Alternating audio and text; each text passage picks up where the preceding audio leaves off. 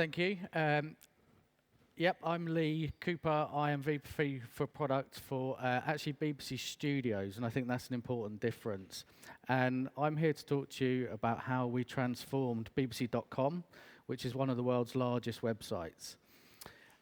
It's one of the biggest undertakings from a technology perspective that BBC Studios has ever undertaken. And there are many aspects I could talk to you today, and I could probably talk for hours about certain things. But really what I want to talk to you about is how we delivered this in partnership with our BBC colleagues. Specifically, how we balanced our commercial aspirations in studios without abandoning our public service purpose and identity. In terms of structure, I'll give you a bit of context and history about why we embarked on this journey.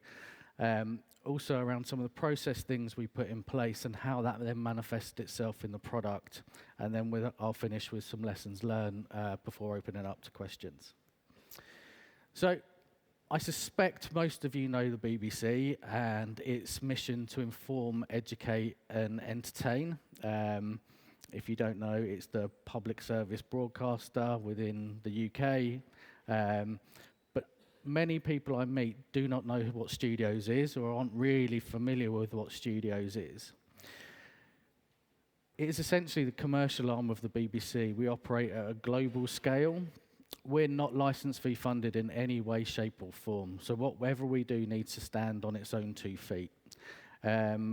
We exist to generate revenue that is then put back into the BBC to lessen the load on the license fee, but also help them achieve their mission.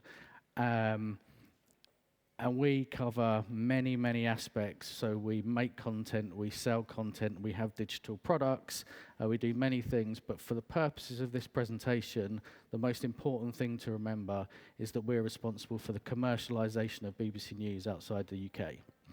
So I'm not sure if many of you have seen BBC presentations before, but it's mandatory that we have a video. So I'm going to play a little video that shows the context of our news and what our aspirations are.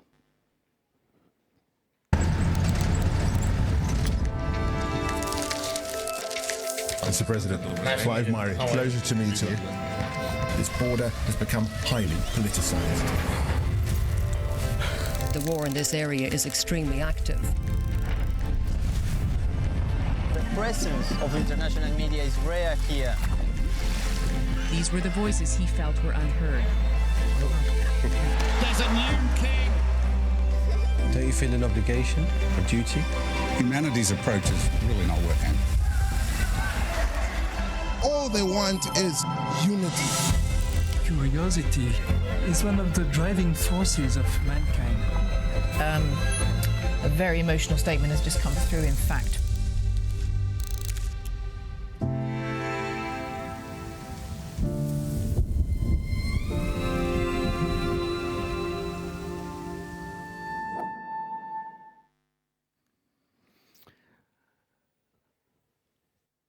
News is part of the lifeblood of the BBC. We have a rich history of delivering trusted, impartial journalism to audiences not only in the UK but around the world. Today, that is more important than ever, and I think there was a talk by Tim Davey, our Director General, fairly recently, where he talked about being a reliable source of information around the world is more important now than ever when we're facing an increasingly fragmented media, a polarised media, and we're in an age of disinformation, and that's only getting worse. So our brief to rebuild the BBC.com website is more important and is a really important brief, so we needed to make sure that we got it right. A bit of history. The first BBC.co.uk was launched in 1997, and what you see here is a variety of treatments and evolutions that were served to a UK audience that had that affinity with the BBC brand. Periodically throughout that time, we've exported these the same treatment to our international audiences. They're essentially UK-centric websites for audiences that have a deeply ingrained relationship with the BBC that our international audiences don't simply always have. So understanding the differences between those audiences was key to our transformation. In the UK, the BBC is a bit like oxygen. You're introduced to it as a child, and it stays with you. You can't really escape it. It's there. You have an association with it, whether you like it or not. It's there. That's not always the case with our international audiences. BBC is a well-known brand, but we don't have that holistic understanding of what the BBC is or the purpose it serves.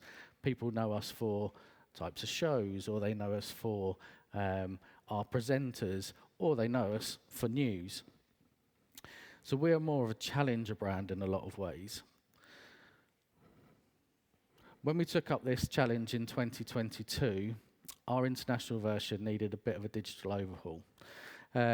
What we had was an a la carte experience of slightly mismatched dishes when what we really needed was a coherent, elevated tasting menu. News sections had been largely inherited from our .co.uk website, and we had created specific pages and topics that had been bolted onto that product.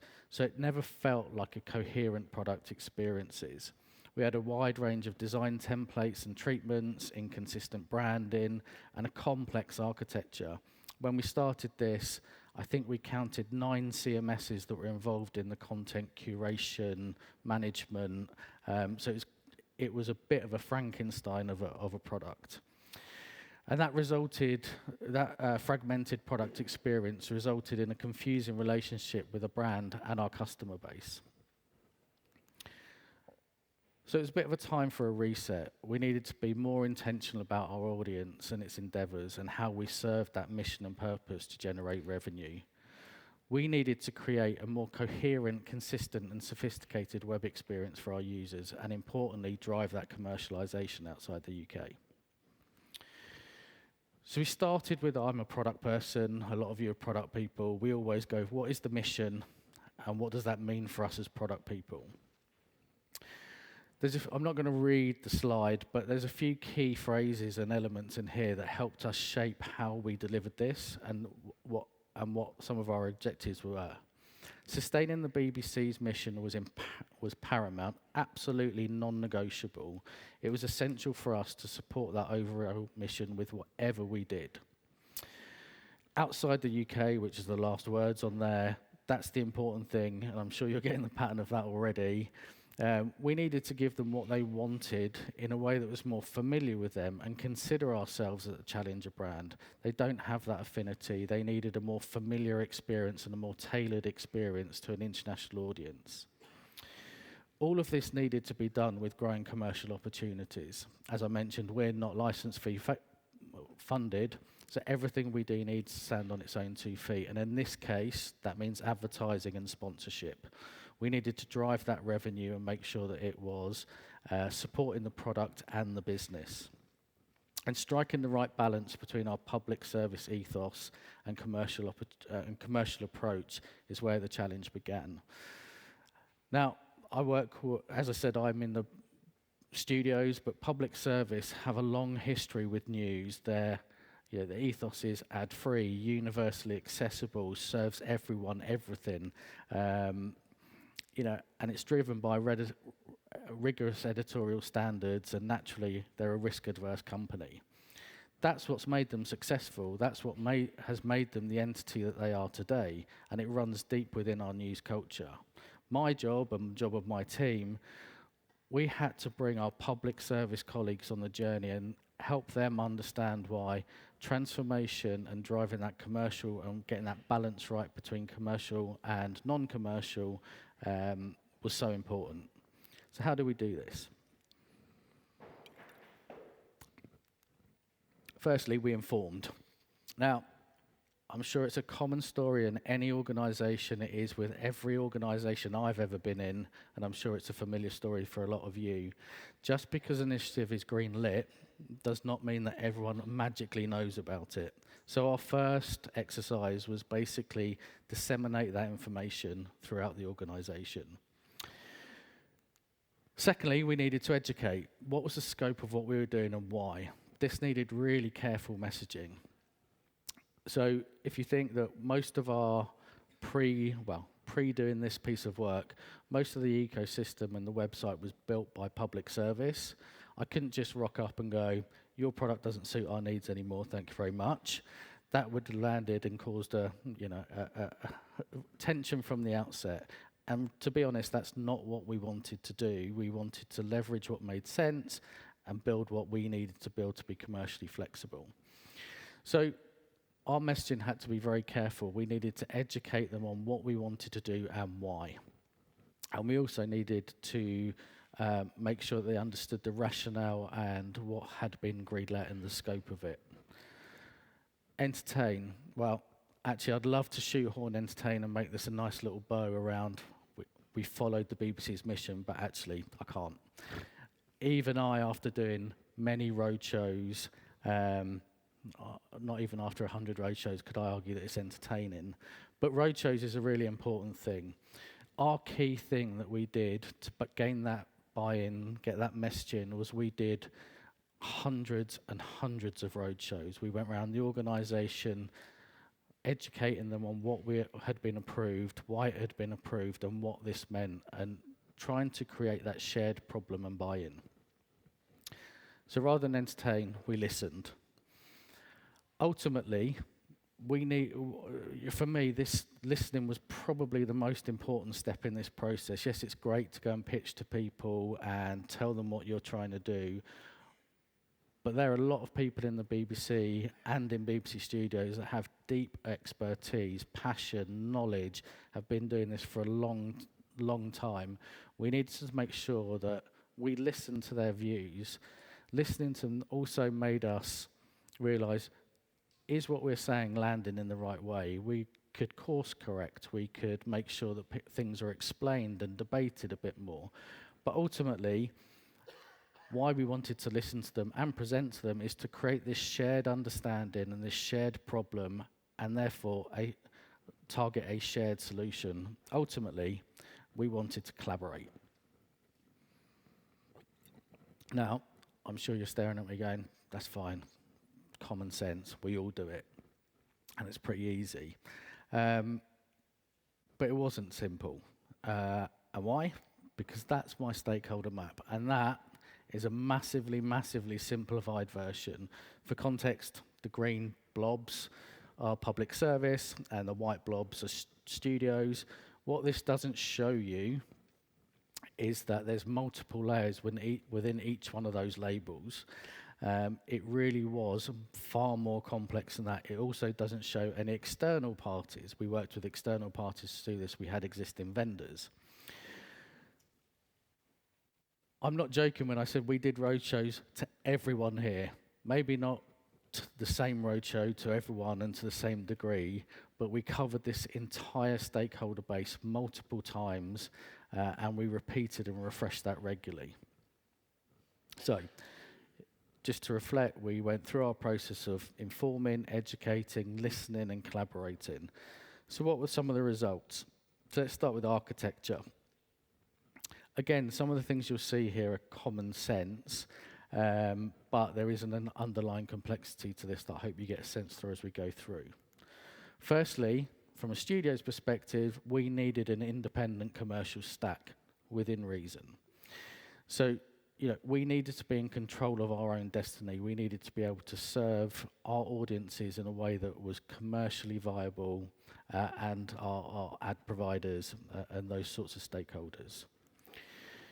There's a huge array of existing solutions, as you can imagine, in the BBC. It's 100 years old. It serves many purposes, does many things, and that comes with a lot of technology. It would be remiss of us not to try and leverage some of those existing components, but only where it made sense. Taking that one step further, some of those existing components were specifically built for the UK need and the UK market. So we needed to work with our colleagues and extend and select things which made sense from a commercial perspective to leverage, but we needed to extend some of those things to make sure that they were internationally viable. And lastly, again, not rocket science, and I've already heard it from some of the presentations today, we going up to the top and about our independent stack, we brought things that made sense and integrated, things like our consent management tool. We would never build one, we would buy one and integrate. But what we did build, we also built on familiar or common word frameworks like WordPress or React. So let's now take a look at some of the product differences and how they manifested themselves. Same content, different treatment.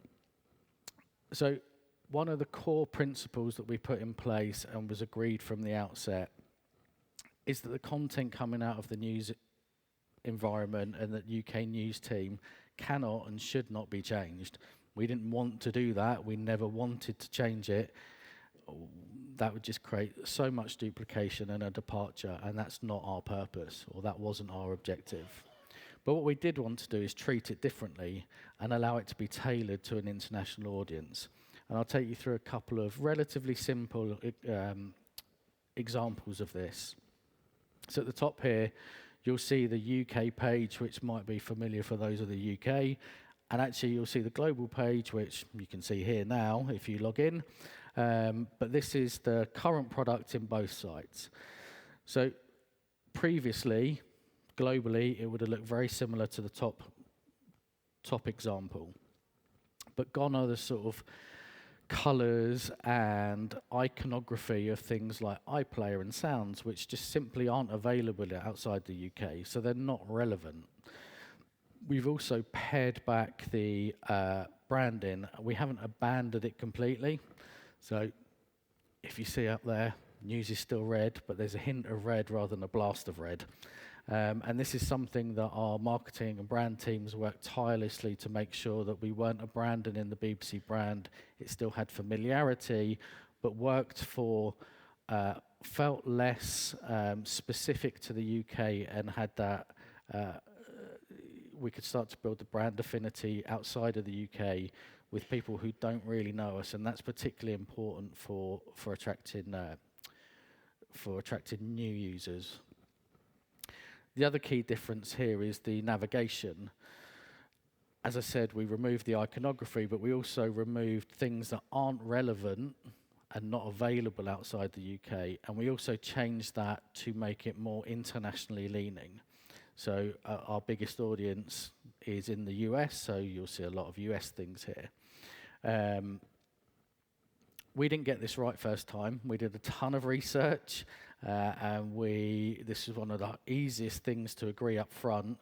But when we launched, we made a few mistakes. We learned from those mistakes, and we're still continuing to finesse some of those. And I think it's important to sort of continue to look at the data and finesse and make sure that we're serving the audience what they want as quickly as possible. Another difference is not just about content, but it's around, we've taken the content and we've treated it differently. So that looks at different templates, different page layouts, but also different curation. Here is a comparative view of the business page on both sites. What you'll see in the UK is a very, very UK-centric view.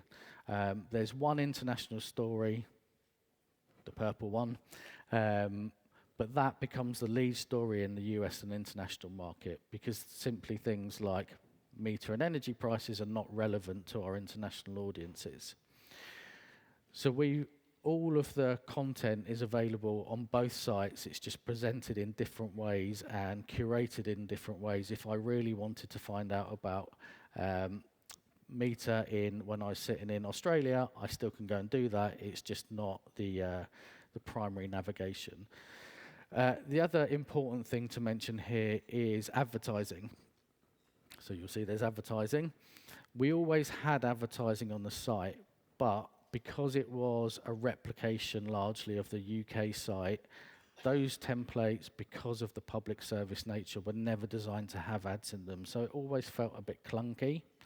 There was never sort of the data support behind it. So we really made an effort to make sure that our ad pacing and our ad presence felt more natural and fit within the curation. It's a more premium experience for our advertisers and our users. I mentioned about the reuse of products, and there's a couple of key things I wanted to point out here. We had a desire, and it made absolute sense for us to reuse technical components, but in some cases we needed to adapt those solutions. BBC in many ways has been a pioneer in the UK, both in broadcast and digital, so many of the things that they have built would probably be commercially available now. But that isn't to say we should just go and buy commercial tools. We needed to look at what we have internally and what makes sense to leverage. Those homegrown solutions are deeply integrated into our ecosystem, so bolting something else in might not always be the answer. The other thing to sort of take away from that is because they are so UK-centric, the BBC has been first to the table in many cases. They're built specifically for UK legislation, and in many ways the BBC has actually led on some of that legislation and standards. So they're built for the UK market, for our UK audiences, and they don't always comply with non-UK legislation or standards. Here's an example of that. It's a simple one, but it's a good example. So we decided to use the BBC media player, the video player. It's a proprietary tool. Now, I could have gone off and brought a whole plethora of video players out there. There's tons and tons and tons of them. But we would have then had to spend money integrating that into the ecosystem with our supply chain to make sure that it fits. So all the plumbing work that we would have had to do there would probably outweigh looking at how we improve this product. So this is a simple example of subtitles on the left-hand side. Left-hand side, you'll see the UK treatment. It's pretty simple, subtitles on and off and different font sizes. But in the US, there is massive amount of difference in terms of you needed to change font size, font background color size, where it's positioned, different speakers, all of those sorts of things. My job and my team's job was to educate those product custodians and those product teams as to why it is necessary and why we needed to change their product, which they're very passionate about, which they own, which they have an own roadmap, and find a way to get that done and negotiate and make sure it's understood as to why the larger benefit.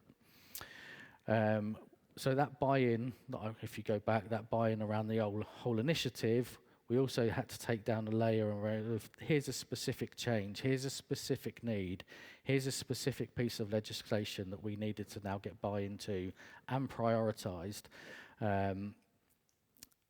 And that was a tough task, but ultimately what we've ended up here with is a product that now is much more mature than it was before. Lastly, commercial versus non-commercial engagement. I'm going to jump straight into the examples here. Again, one of our key objectives, if we're driving commercial revenue, is to know our customers. We needed to provide sign-in, we needed to give a signed-in experience, and we needed to start collecting the data. That meant that we could then collect data and make sure that we're building habitual use and building, helping our advertisers target customers. We decided to leverage BBC Account, which, if any of you have a BBC login, that's the tool we used. But that was only ever built to serve a UK audience. Their international needs had never, ever had to be a factor in their decision-making. It was just not on their remit. So again, we needed to educate that team and work with that team. But here it's not about technical requirements per se. This is more around intent and tone and commercial norms.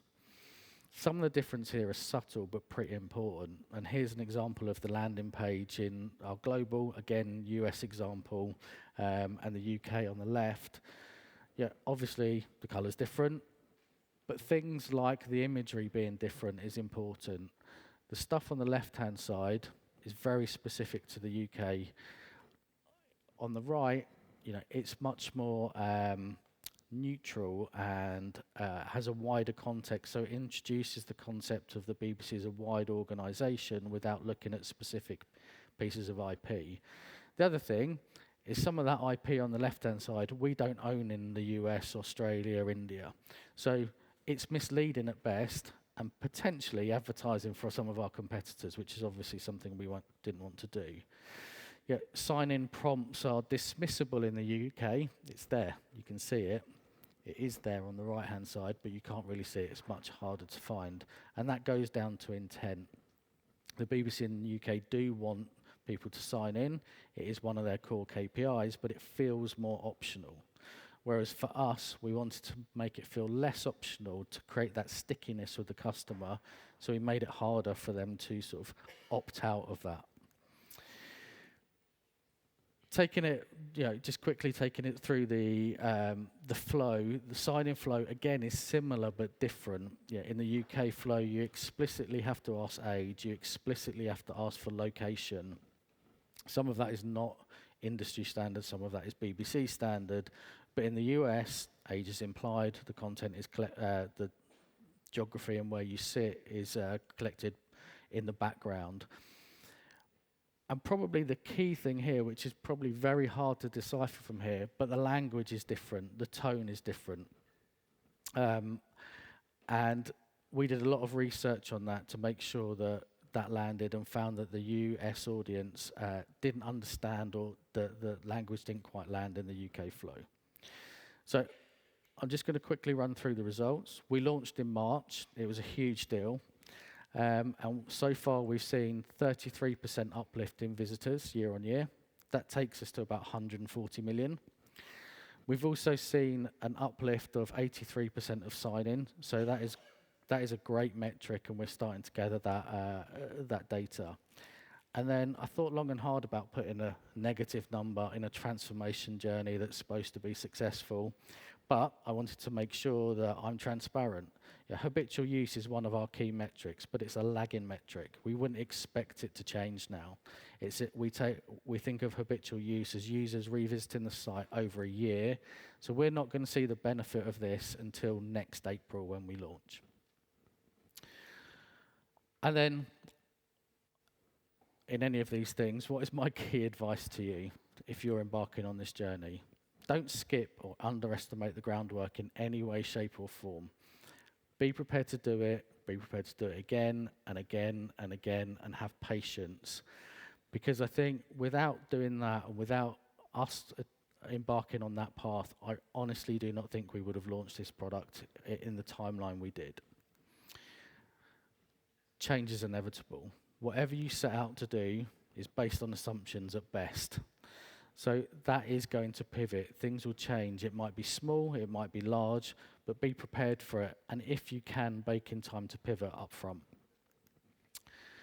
And you won't get everything right. I mentioned our indexing and our navigation. That's okay, but as long as you look at the data and be open to changing it and learning from that. And then finally, transformation is stressful, and it involves a lot of human beings. Big scope, hard deadlines, tight budgets. Yeah. As a team, we really needed to look after each other and support each other. And without looking after each other and supporting each other, there is no way we could have done this. Yep. I have got a video, but I've run out of time, so I will skip that. You go. I'll come over here. Thank you very much, Lee. Okay, a few questions. So, top one, should we have a different company mission for different audiences or types or users? Well, for us, they're similar but different, and because of the nature of the businesses. So we take a lot for, effectively we are a BBC company, but we are a commercial company, and the commercial element is not relevant in any way, shape or form to the BBC. So we don't really have a choice.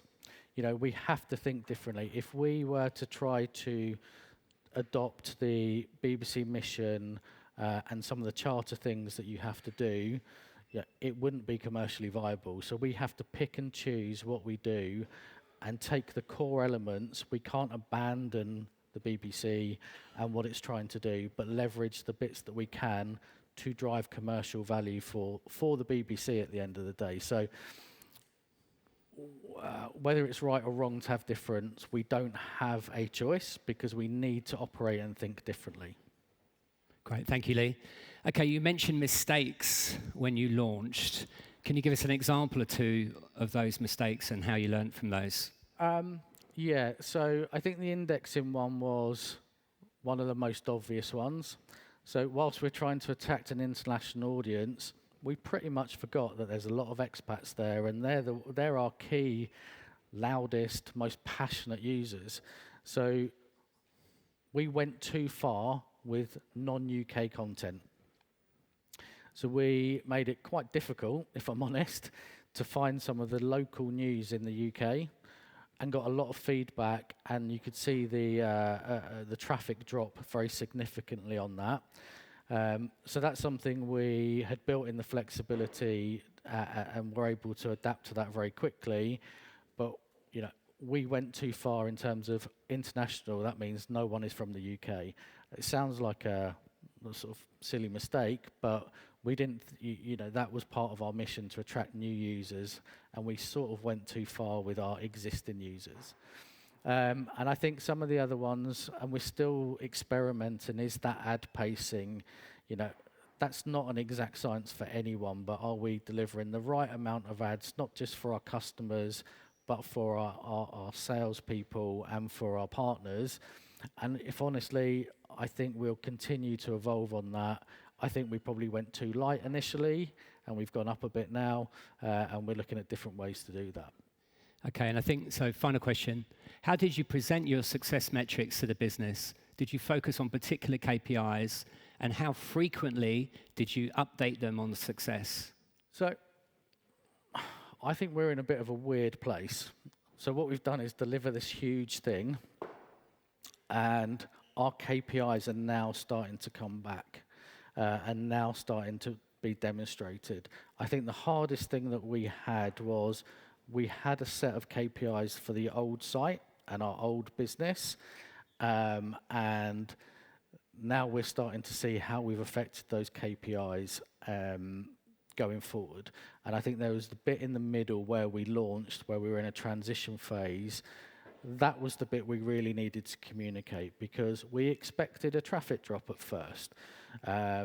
You know, indexing is a really good example. We made it easier to find content, and that looked like a massive traffic drop because people aren't clicking on the site. It's not a traffic drop, it's actually a positive thing, and we needed to be very careful about how we measured this. Our challenge around KPIs and the results are now starting, and that lagging metric one that I took you through is a good example, explaining why it's minus 10% now. Yeah, it's a positive, it's not a negative. Yeah, and some of those KPIs, in one of the talks this morning, someone was talking about constant evolution and value. This was effectively a large waterfall project that had a hard deadline, hard budget, hard scope. So we needed to get the baseline product out before we then start to build and affect those KPIs. Awesome. Thank you very much, Lee. No problem. Round of applause for Lee. Thank you.